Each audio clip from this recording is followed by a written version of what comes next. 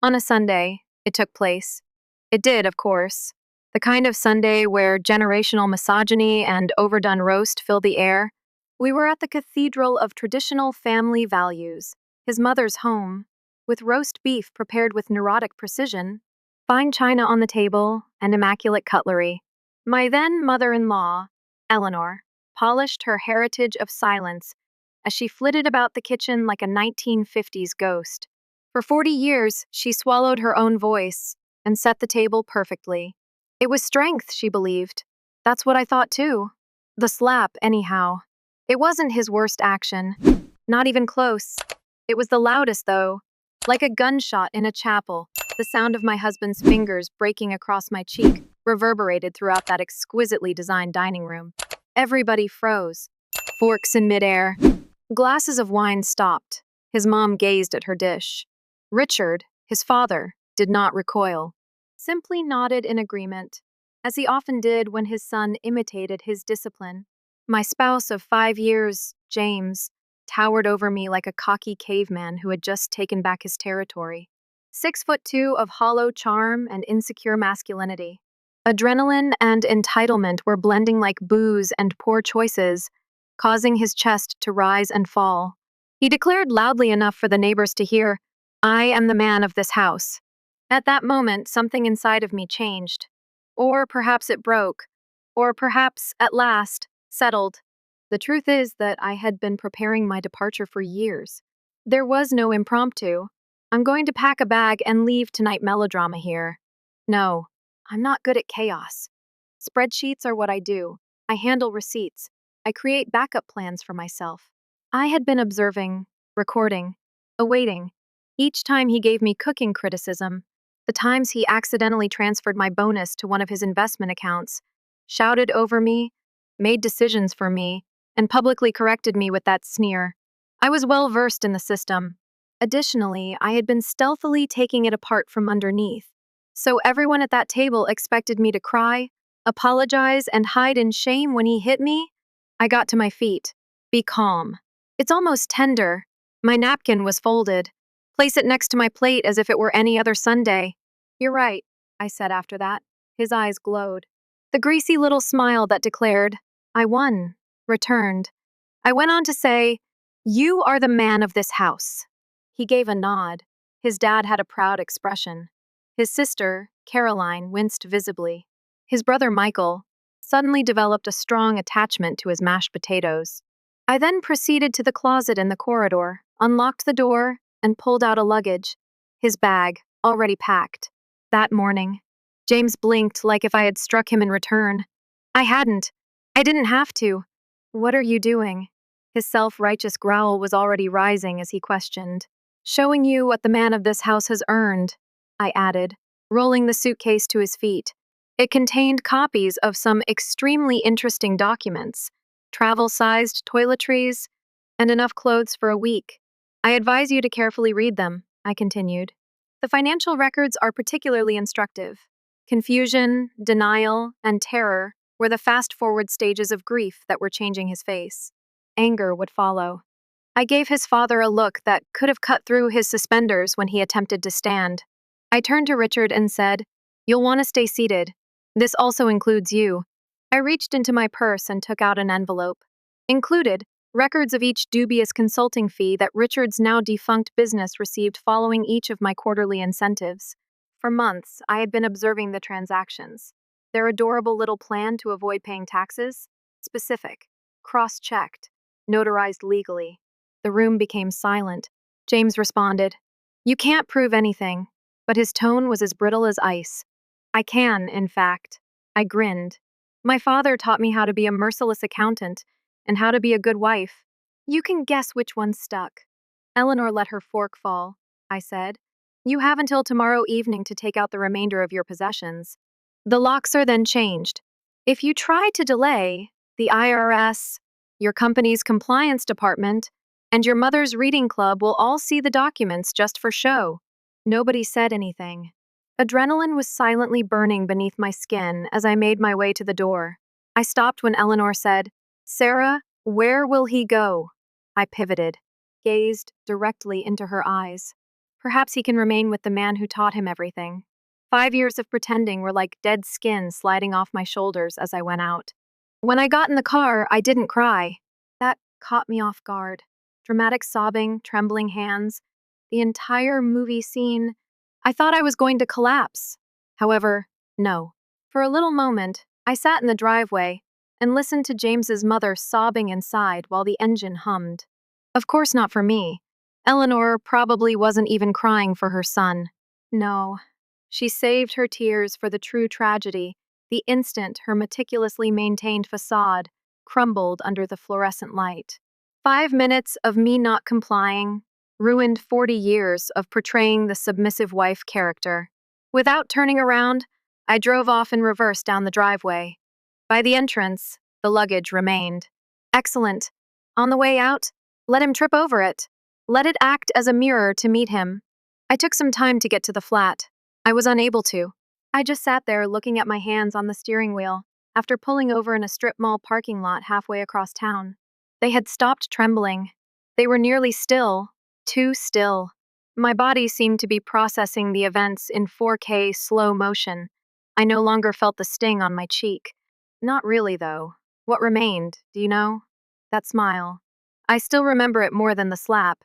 It was a public slap. A show. The smirk, however, was personal. He had that I own you expression. He genuinely believed that he did. The part that's wild, he had for some time. Not in a whip and chains manner. Sort of like slow, sneaky deterioration. Day after day, word by word, like water eroding stone. Men like James operate in this manner, with assumptions, not always with fists, entitlement, repetition. I still recall the first time he informed me that wearing red lipstick to his business party was too loud. I had on naked gloss. Then came the question, why do you constantly have such strong opinions around my dad? Or the no offense, but you talk too much when we're out. Or let me handle the money stuff. Babe, you get too stressed. It builds up. You eventually quit talking without even realizing it, or quit dressing the way you like. You began requesting permission for actions you previously took without hesitation. You've been living in a cage you helped decorate by the time you realize you're trapped. I took my phone out. Caroline texted. I had no idea. Do you need anything? Easy. Tentative. I'm not trying to take sides, but I'm also not acting that way. James missed 3 calls. Naturally, no voicemails. He did not leave voicemails. He liked to text.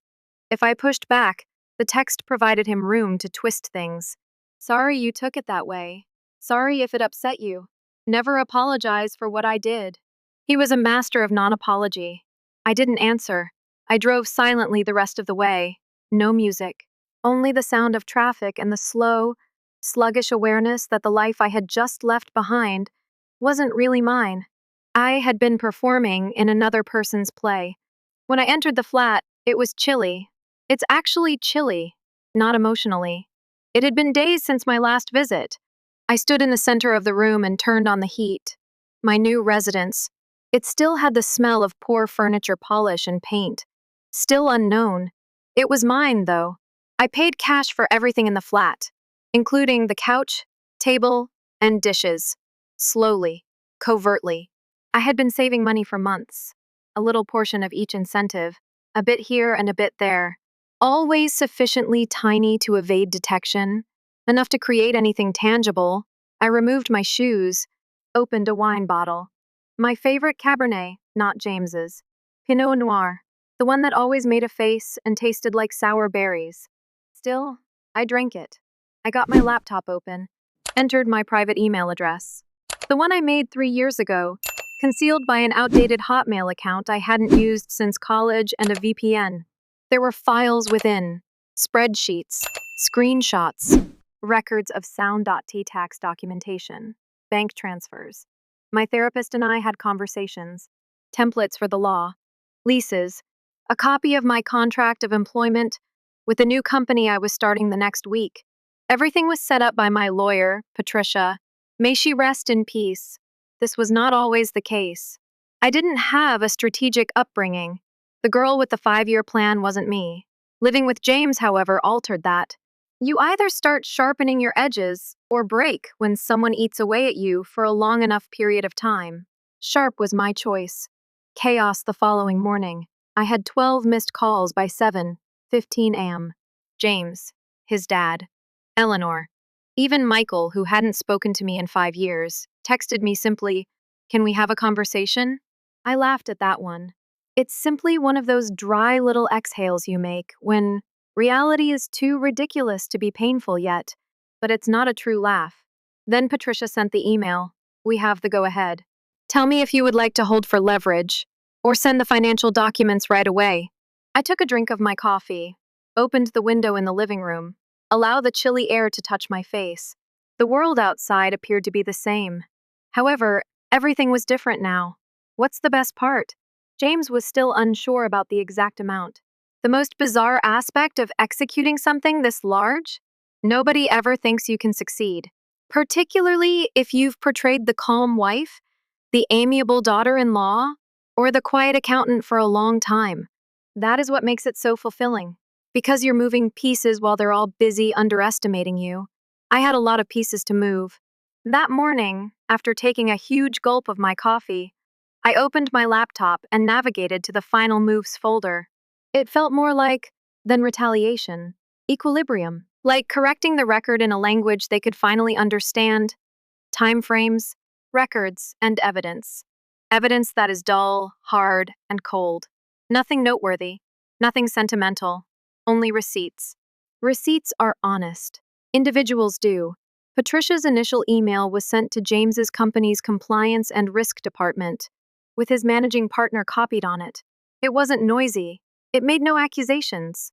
It simply listed a number of inconsistencies in James's management of his personal and business finances, including possible connections to a consultancy firm associated with, surprise, his father. A few PDFs were supplied, only enough to make a legal person puke out their coffee. The second email was sent to the business associates of his father. We only needed to light a match and push it under the door to flag a concern. We didn't have to blow up the entire house. The remainder would be handled by them. The ripple had already begun to spread by 8:45 a.m. Caroline texted, "The external auditor for his company called Dad just now. He's going crazy." Michael's message, "He's pacing the driveway like a rabid dog, and I have no idea what you just did." I grinned. Not with malice, however, because at last, they were responding to what I was doing. The opposite is not true. The doorbell rang at precisely 9 in the morning. "You know who it is?" James through the peephole. His hair was uncombed, his tie was loose, and he appeared to have not slept. All the small aspects he used to control about himself were now coming undone in real time. He rapped. Hard. "Open the door, Sarah." I remained motionless after selecting record on my phone. "Really, Sarah? Your point has been made. We can have an adult conversation about this." "Oh, we're grown-ups now?" The same man who, as if to settle a dispute, smacked me in front of his family, now desired a polite conversation? I spoke up, clear and steady. "James, please move out from the door. There are security cameras in operation. Any effort to break in will be recorded. Quiet." Then he punched the wall with a thud. Traditional. When words failed, James had always resorted to physical posture. Small shows, not necessarily violence. He wasn't a moron. Slamming a door, snatching my arm too tightly, shattering a glass by accident. He did it to remind me of his abilities. What I should be afraid of. Not this time, though. This time, each of his responses and errors just strengthened my argument. The punch on the wall of the hallway? Captured on film. The person I cautioned yesterday about building security? Observing from the end of the hallway. "Is something wrong, ma'am?" he yelled. I came into sight. "No issue." Mr. Crawford was about to depart. James tightened his jaw. I witnessed it. That instant when control eludes you just enough to make terror set in. In front of him, his ideal of me, the submissive, financially reliant housewife, was disintegrating. And without her, he didn't know who he was. He took a hesitant step back. The elevator doors opened. He replaced me while continuing to look at me, as if he were attempting to recalculate my identity. I shut the door. I locked it and took a breath. Buzzes filled the rest of the morning. Like a slot machine, my phone came to life. James, you can't simply take half of our earnings. I modified the passwords. Me, check your email. Also, CC your father. My legal share had already been transferred to a new account. Patricia timestamped, notarized, and confirmed every transaction. Without compromising himself, he was unable to touch a single penny of it. Richard made an attempt to call. This time, I left a voicemail. You believe you can simply set everything on fire, young lady? There are ties within this family. Oh, the card of we know people. I responded to the text. I have one message for the IRS, Richard. It's your turn. I got a call from Eleanor at about noon. No call, not an SMS message, an electronic mail, no subject line, no salutations. Simply, I get it. 2 words, ones that are heavy. She had witnessed everything, the sneer, the slap, and the subsequent hush. Everything about the family's denial dance. As she had done for decades, she remained silent. However, I believe that perhaps she was also affected by seeing me leave. Perhaps it broke the shell she had been reiterating for 40 years. The remainder of the day came and went in waves. James sent a couple more frantic SMS. Patricia's well-considered legal reply. One extremely fulfilling correspondence from James's company. An internal review has begun. We appreciate you alerting us about this. But the most significant event? Caroline arrived at my door at 4:17 p.m. At first, she remained silent, simply stood there with burning eyes and a bottle of alcohol. She looked up when I opened the door and said, "He's going to be our dad. I have been watching it for years." We took a seat on the sofa, drank wine, said things that sisters-in-law shouldn't say aloud, she stated. I wanted to stop it. I simply thought he would never do that in front of us. I believed you to be secure. My gaze was fixed on my glass. I thought I was too. Then we chuckled. Not because it was amusing, but sometimes laughter is just what comes out when your heart is overflowing with happiness, and that type of reality weighs heavily. That evening, I sat in my pajamas on my apartment floor, writing in my actual journal rather than the one I had left at home. The one has the names, dates, and account numbers on it. The reason was in this journal.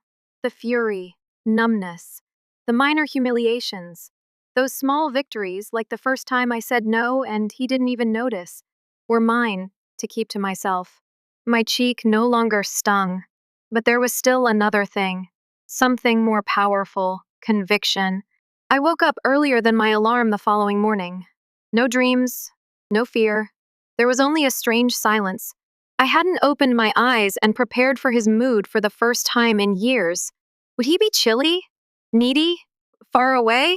Is the coffee going to taste too bitter? Are my clothing too bright? Would I say something in front of his buddies that would make him feel embarrassed? No more speculating. I stood up, produced eggs, played jazz. In the kitchen, they danced barefoot. It was mine, even though it felt silly and a little uncomfortable. Like skin you haven't yet grown into, the freedom felt fresh. James's life was falling apart while I was making coffee and toast. Exactly on time, Patricia had dispatched the second round of emails by 7:00 am. The IRS's financial statements? Not quite yet. The nuclear alternative was that. However, we sent some clues. A gentle reminder to the ethics committee of his law company, an inquiry to his father's company accountant for clarity, just enough to make others take notice. To be heard, I didn't have to scream. That was the main idea. At 7:18 in the morning, James texted, "You're acting illogically. We'll talk about this like grown-ups when you get home." Correct, adults. Like when he anticipated applause after slapping me in front of his whole family? I didn't respond. I decided to verify the transfer confirmations again by opening my laptop. My portion of each joint account was lawfully taken out, recorded, and timed to the second. Based on our joint income and contribution history, the bank manager had even produced a note stating that I was entitled to it. I had crossed all the T's and dotted all the I's. People like James always thought I was just a wife, forgetting that I was an accountant first. They seldom remember that those who are silent are the ones who have the money. My doorbell rang at 9 in the morning. Once more, James, once more. The same baggy outfit. His eyes were filled with more panic. He went from knocking to pacing to muttering into his phone, and I watched through the peephole. He kicked the wall at one point. He punched the same location yesterday. There was already a thin, black smear blossoming. He appeared to be smaller, not simply worn out, not simply furious, disengaged. He used to enter a room and fill it with pressure rather than charm, with anticipation. Without a word, he would exhale. He now appeared to be a man who was unsure of himself in the absence of a manager, manipulator, or corrector. I gave him permission to knock, then yell, then implore. And when the security officer returned and inquired as to if there was an issue, I went to the door, slightly opened it, and uttered, "This is your second and last warning, James. I'll file for a restraining order after one more visit." His mouth fell open. "You're losing control." "No," I quietly said. "I'm in charge at last. You simply fail to identify it because it is no longer yours." I shut the door after that, and I felt at peace with my bones for the first time.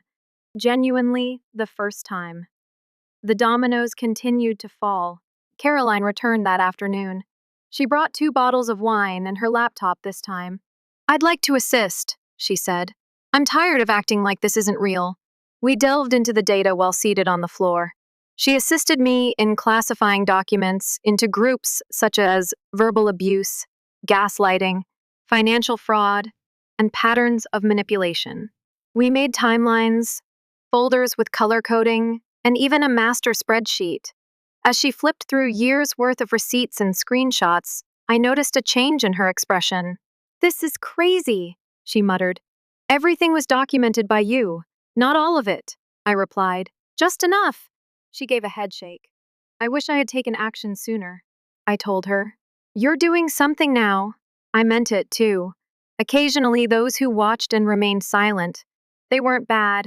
They simply couldn't move, as I was. Just as Eleanor was. Eleanor sent me an email that evening. This time, 3 words. "Can we have a conversation?" At a cafe, we first met. Land that is neutral.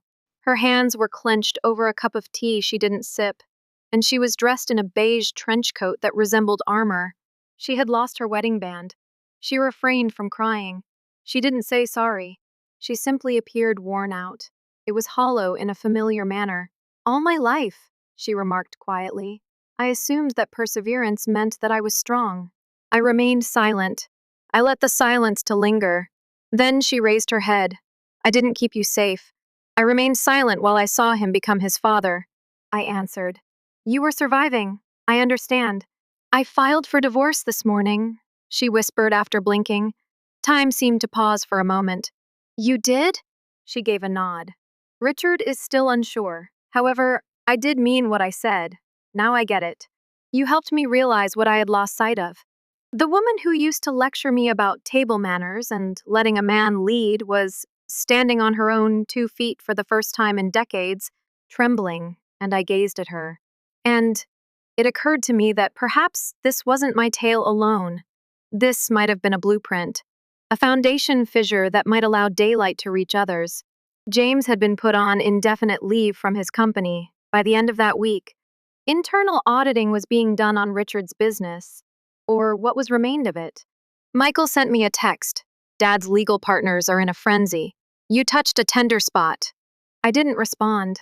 Caroline, however, was doing very well. She had begun sending my documents clearly redacted to a women's support group, to which she made a covert donation. They invited me to give a speech. I wasn't yet prepared. However, I had a desire to be. Then I received a call from my new company. I expected a welcome conversation regarding onboarding when I answered the phone. Rather, my employer, the smart and scary Sarah Chin, stated, "I know you were holding back after reading your resume. Hold on. The position of department head is open. If you desire it, it is yours." Startled, I sat down. "I only got started. Additionally, you just left a 5-year gaslight marathon with your receipts arranged alphabetically. I want a woman like that to be in charge of a team." I accepted something that I hadn't been conditioned to accept for the first time in a very long time. Something I genuinely want. I sat at my window that evening with a glass of Pinot Noir because it tasted like freedom, not because it was symbolic. I reflected on how much had changed in a week as I gazed out at the city lights. How a system that had been in decline for years was blown up by a single, loud, public, and humiliating smack. Here's the reality, though. The smack wasn't the decisive factor. It was the silent resistance of 5 years, the screenshots taken late at night, the email account of the burner, the private discussions I had with my therapist. The day I pretended to browse Instagram and committed the bank's routing number to memory. I didn't leave after the slap. It simply allowed me to come out of hiding at last. The calm nature of healing is peculiar. No one is applauding. The song doesn't swell dramatically. No slow motion montage of me wearing high heels and flawless lipstick and slaying life. Nothing but quiet. And I recalled the sound of tranquility in that quiet. Not the kind where no one is watching you and waiting to correct you, where you're just trying to avoid conflict, where the front door opens without causing your breath to become trapped in your chest, where each tiny sound isn't perceived as an exam. I had supper with Caroline once again 3 weeks after I broke up with James. We were watching the city blink while eating cheap Thai food from cartons on my small balcony. "Dad is collapsing," she remarked. I arched an eyebrow. She grinned and said, "He attempted to threaten the auditors with legal action." They responded by extending the audit. We both chuckled, exhausted, a little taken aback, but liberated. By then, I had ceased following James's demise. I understood that his collapse was due to gravity, not because it wasn't satisfying it was. He wasn't pushed by me. I simply quit supporting him. James was fired from his company by the end of that month. It was ethics related in official terms. One of his inebriated voicemails was unofficially leaked to HR.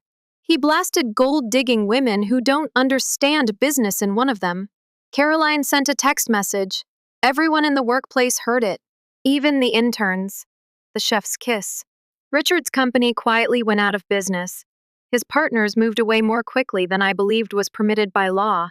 What about Eleanor? Eleanor blossomed. The large house was sold by her, rented a bright flat in the heart of town, returned to painting. It turns out that she had previously painted before. Richard persuaded her that her work was for girls with no ambition. She texted me a picture of her new studio one evening. The caption simply stated, "My hands are no longer shaking." And me? I accepted the position of department head. I kept my head down at first, only attempting to avoid creating a stir. However, I discovered that I had apologized twice in a single email one morning. To a less experienced analyst, I removed the email, entered the office of my supervisor, and made a case for a brand new initiative called Financial Literacy for Women in Transition, educating women on how to see warning signs in their own finances before they notice them in other people, how to discreetly defend themselves, like I did. My supervisor, Sarah, reclined on her chair. "Are you aware of what this is?" "What?" "A blueprint." I gave a nod. That word stayed with me, because I had constructed that. Not a plot of retaliation, not a way out. A blueprint. I gave my first speech at a women's shelter, 6 months after splitting from James. 10 people, folding seats, poor coffee, and a fluorescently lit room. I brought copies of the spreadsheets I used to keep track of every dollar that went missing, every dubious transfer, and every lie. In the rear, a woman held up her hand. "Did you ever wish you had left sooner?" I stopped. I reflected on the years I was silent. I reflected on all the times I sobbed in the shower to keep him from hearing. Thought about the pictures, the folders, and the invisible bruises. "No," I replied, "because those were not wasted years. I got out of there using that map." Slowly, she nodded. I could also sense that she saw a path forward at that very moment. All I ever wanted was that. James made another attempt to reach me. Yes, I authored a book, and he came to one of my book signings. Silent Ledgers. Overcoming Financial Domination. Created a tutorial using everything I had detailed. He didn't purchase one, simply waited in line while holding an old wedding photo of us. He didn't even say hello when he arrived at the table. He just asked, loud enough for others to hear, while holding up the picture, "Do you recall a time when you were joyful, prior to all of this?" I examined the picture. My younger self, hollow and smiling. Dead eyes, flawless clothes, flawless makeup. I glanced up at him. No, I replied. However, I recall acting. I then used a Sharpie to sign the picture. To James, I appreciate you teaching me the importance of receipts. Before he could utter another word, he left. The video went viral a week later. It wasn't posted by me. However, whenever the past tries to remake itself in public, someone inevitably makes a movie. I received a call exactly 1 year after that supper, which included the slap, the suitcase, and the end. It came from a charity that supports companies run by women. I was going to get a grant to start a nonprofit, Rising Blueprint, accounting tools, legal templates, and resources. Everything I wish I had discovered when I first began tucking cash into coat pockets and learning transfer dates by heart like lyrics to songs. The director said, "You've turned survival into strategy." Before I hung up, "That is uncommon." I simply grinned, as that wasn't uncommon. It's simply silent. The majority of us are too preoccupied with surviving to inform others that we are organizing our escape. However, we are. We always are. That evening, I finally removed the final framed picture from my marriage while standing in front of my bathroom mirror, the one I used to keep just for show. I hung a canvas Eleanor had painted for me in its place. Standing barefoot on a mountain, a woman composed of flames and feathers. She opens her eyes. Her hands are empty. Below her is the title in gold script. She never broke, merely developing wings.